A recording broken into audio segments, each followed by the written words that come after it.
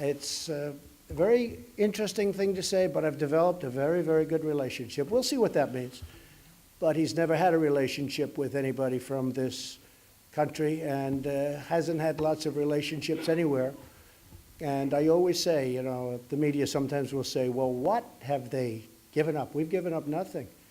The sanctions are on, everything's on, but we have a special feeling, and I think it's going to lead to something very good, and maybe not. I think ultimately it will, but maybe not. And I'm not pushing for speed, but we're not removing the sanctions.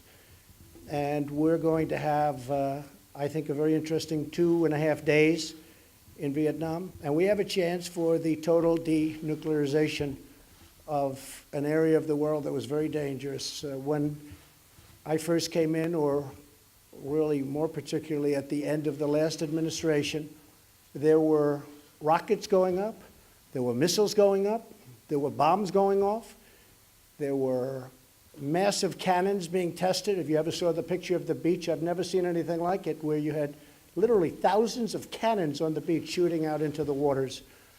And there was nuclear testing.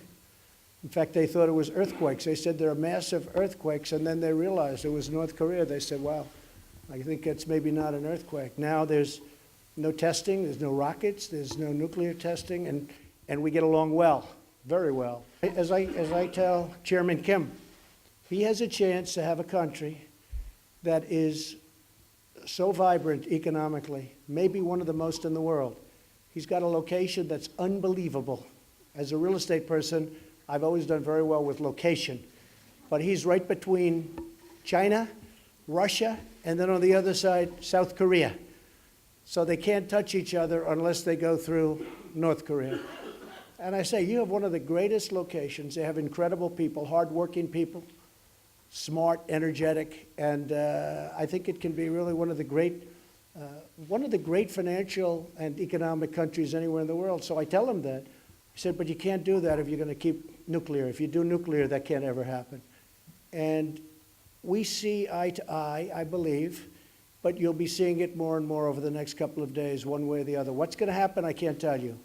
I think eventually it would, but I can't tell you. And I'm not in a rush. I don't want to rush anybody. I just don't want testing. As long as there's no testing, we're happy.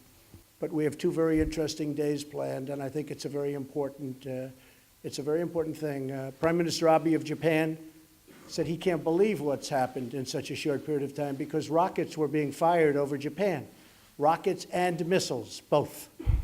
And now that hasn't happened in a long time, 16 months, 17 months. No more testing, no more rockets, no more checking to see whether or not this stuff works. So you'll be seeing it, and I think it's going to be very interesting for people to see. But there's a chance to do something very, very special. It's very exciting.